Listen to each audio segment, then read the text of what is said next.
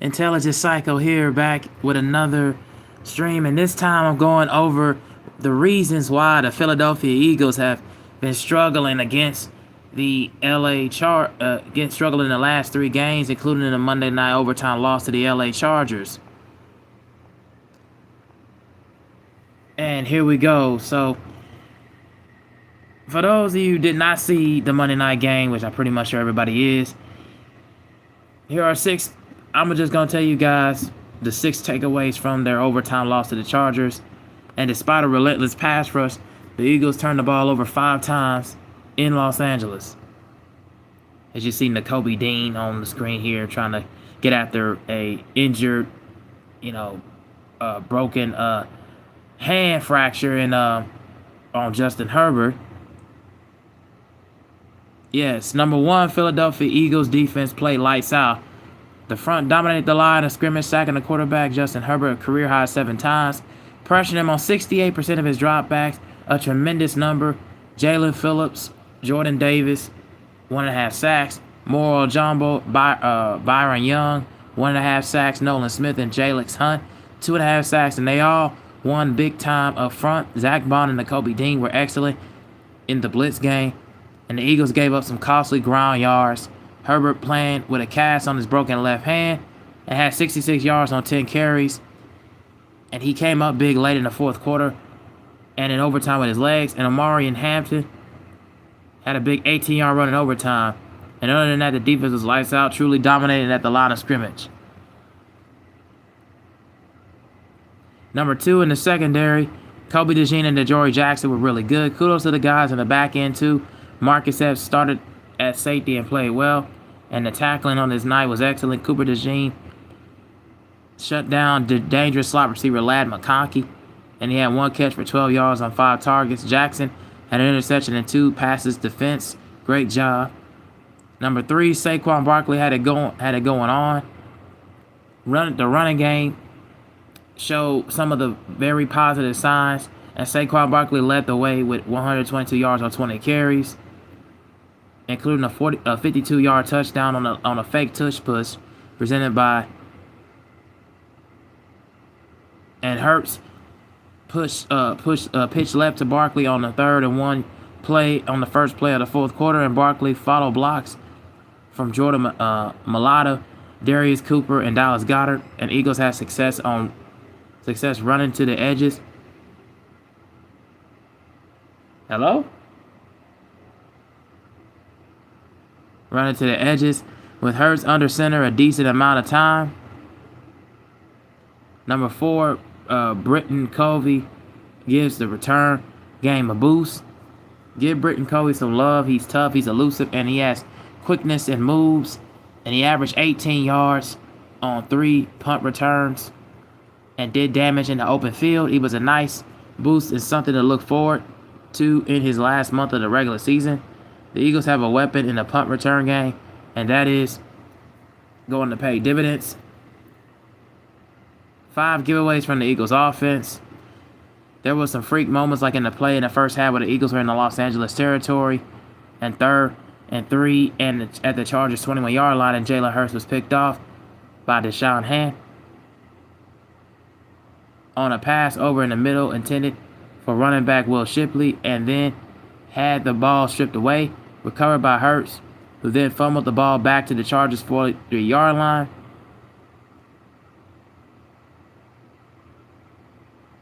That counted as 2 of the giveaways, and the Chargers turned the takeaway into 3 points. The 5th turnover was the final play of the game, and Hurts with pressure in his face and rolling right saw wide receiver Jahan Dotson break open near the goal line with the tight end, and Dallas Goedert running underneath the route. Cornerback Cam Hart in coverage on Goddard peeled off underneath Dotson and reached out and tipped Hurts' pass, and Los Angeles safety Tony Jefferson grabbed the ball for the interception to end the game.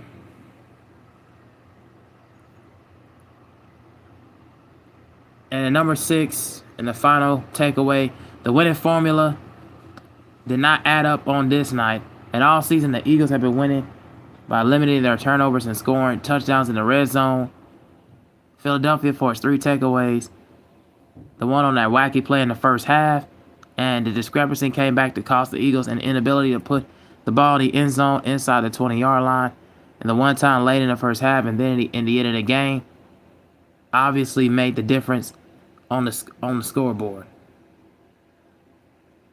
But yeah, so my thing is with the Philadelphia Eagles and why their offense was absolutely pathetic last night was mainly because their offensive line, without right tackle Lane Johnson, and then also with Landon Dickerson going out in the end of the first half, didn't come back until late in the fourth quarter. And then Cam Jerkins, who's been in and out of the lineup, had a couple of bad snaps to Jalen Hurts. And it all boils down with Jalen Hurts, not necessarily communicating, timely manner in a timely fashion on his side of the offensive side of the ball. And of course, if you're supposed to be one of the QB is the main signal caller out there on the field. And yes, there have been some bad play calling from Kevin Patullo, the younger rookie offensive coordinator. But Jalen Hurts has been experienced and been in these situations before, as far as, heading the way into the postseason and then making it into multiple NFC championship games and Super Bowls. You're supposed to have the experience on that side of the ball to not let the media or not let anything bother you as far as out there on the field. And then your play is supposed to impact your team. And right now it's not. And your leadership, as you talked about in these press conferences, is supposed to impact the team. And right now it's not, because your leadership is not there. Because if it was there, the guys would not be calling you out. A.J. Brown and Devontae Smith behind the scenes would not be looking at you in a light or in a manner.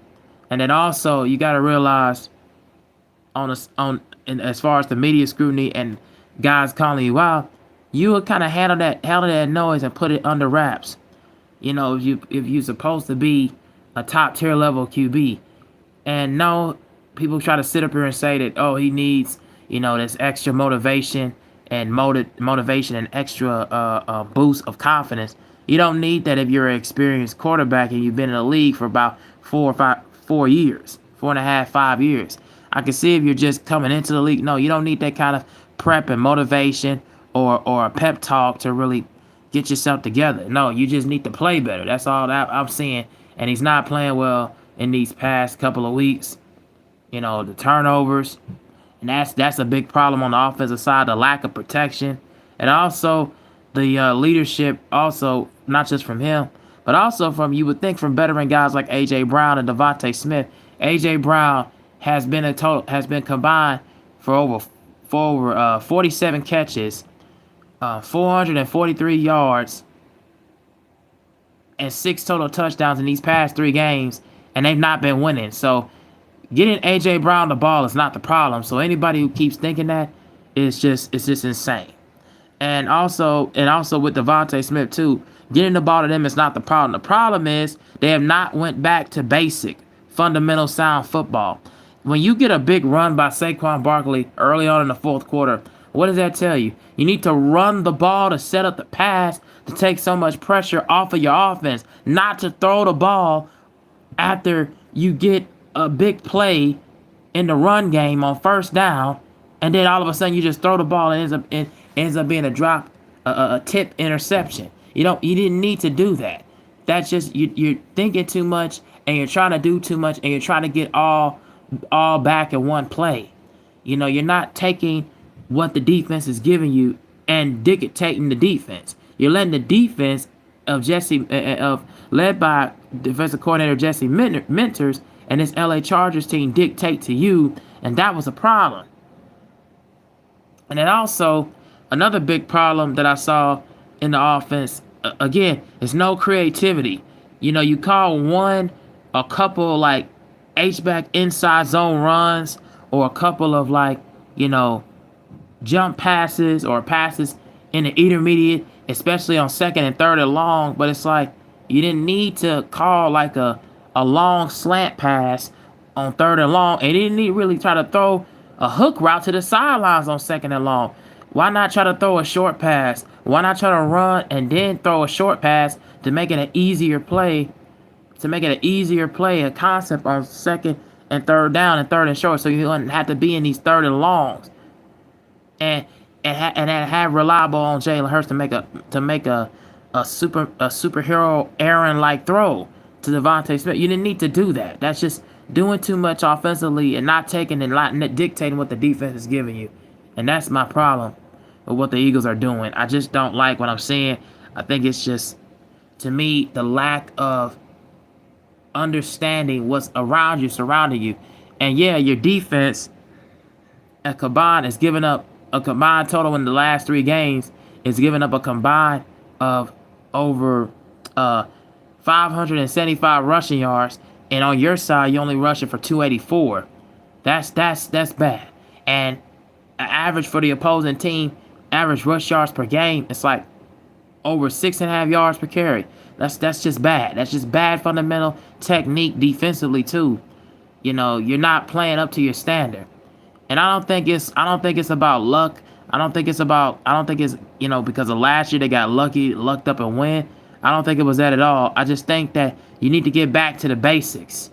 And also you need to call some better game plans. Stop trying to run inside zone runs. How about call some pitch runs to the pitch runs to the right, or like a Texans toss run, or like do something creative with the running plays. Also, if in my opinion, do a H-back counter, or do like a pitch run or a pitch reverse, with a receiver running back out of the backfield with Devontae Smith or Jahan Dotson. Since you got these explosive receivers, what about John Mechie? You picked him up from the Houston Texans, and you're not even using him.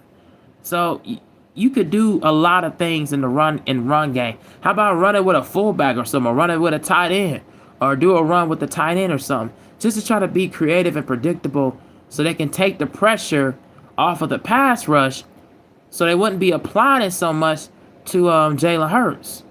And that way Jalen Hurts can set up and roll the play action easier, so he can easily hit those timely throws like they've been doing all the time a few years ago. Because you got to remember, they was in the Super Bowl before last year, a couple of years ago, and they didn't have these problems. They were one of the top highest scoring teams, averaging over 30 points per game in 2022.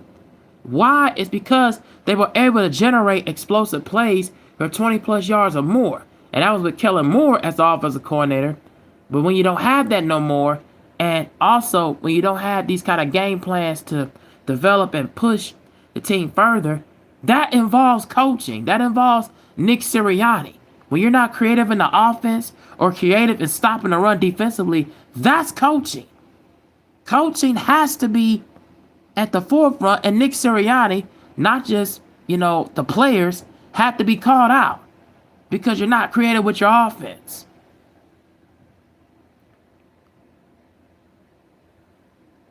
And for instance, for the fans that a couple of games ago or a couple of weeks ago was egging, and I heard they was egging and pretty much egged and threw eggs and pretty much try to vandalize the coordinator Kevin Patullo's house. Come on, man, Eagles fans, you guys are silly. That's ridiculous. You did not need. It's one thing to call him out and address his bad play calling, but to try to egg the man's house and try to vandalize, that's stupid, man. That's just dumb. You didn't need to do that, man. The Eagles fans are just some of the most boneheaded people you'll see. Like that was just dumb on their behalf. So I didn't even get a chance to address it, but they pretty much egged and try to vandalize and try to throw eggs and throw glass at another man's house. I just don't understand that. That just didn't make any sense to me. But yeah, those things really need to be addressed, and I think they will get addressed. I don't think there needs to be any kind of motivation to get Jalen Hurts to play well. That just doesn't make sense. And the offensive line is not opening up holes for Saquon Barkley, and your offensive line has not been playing well in pass protection and run blocking. which is supposed to be your biggest strength, and they're not doing anything of those. And so it causes Jalen Hurts to eye level to drop down and to make bad reads and to make errant throws and overthrow guys that he usually just don't make those kind of decisions.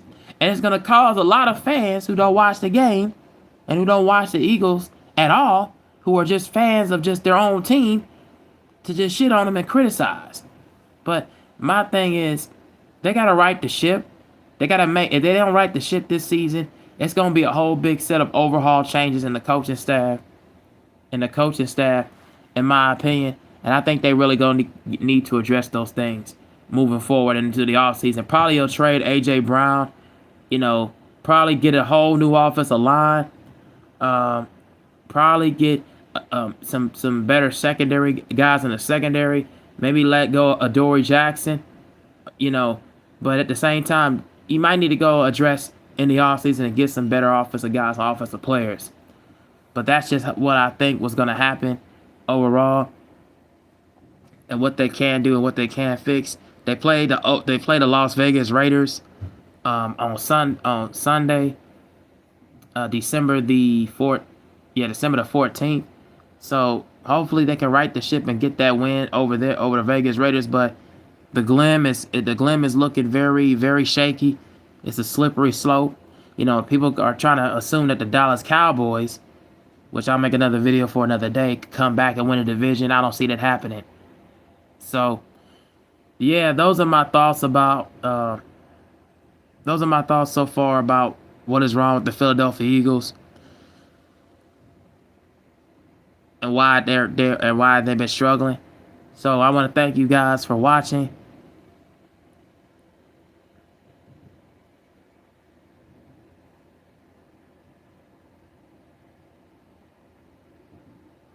Let's see, guys. Ain't nobody really in the comments not saying that. But yeah, I want to thank you guys for listening to me talk about why the Philadelphia Eagles as a whole are struggling, and also to make a note, to make a thing clear. I think they can right the ship. I think they can turn over and actually make things better for them, make things better for themselves offensively. Get back to the basics, running the rock with Saquon Barkley, and also to set up the play action. I think they're going to be doing that moving forward. I think they're going to try to limit the passing attempts from Jalen Hurts, and I think they're going to make the offense more easier, more better for him, suitable moving forward. And now, I didn't really address the LA Chargers. Also, shout out to the LA Chargers. They did their thing in overtime. They drove down the field. Justin Herbert playing on the fractured left hand, and he did his thing. He really did a good job in maneuvering the offense and doing the best that he could. And with a banged up offensive line and a banged up running core that doesn't have their starters in the lineup, did have a return of Amari and Hampton, but still, that makeshift offensive line and the makeshift running game that he's trying to maneuver, try to make things happen. Shout out to the LA Chargers. They did their thing. When I think about them, it's like they'll still be competitive in the AFC. They'll find a way to get themselves. They'll find a way to get themselves in the postseason. You would hope that they could do that. But at the end of the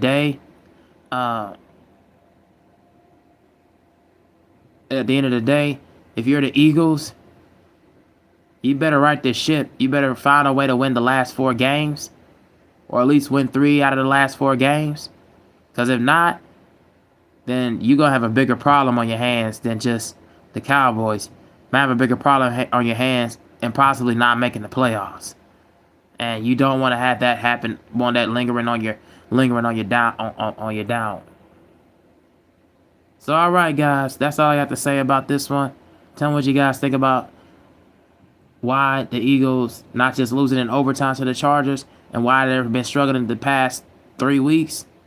And if you think they can have a shot of, do you think they can win over the Las Vegas Raiders, which I believe so?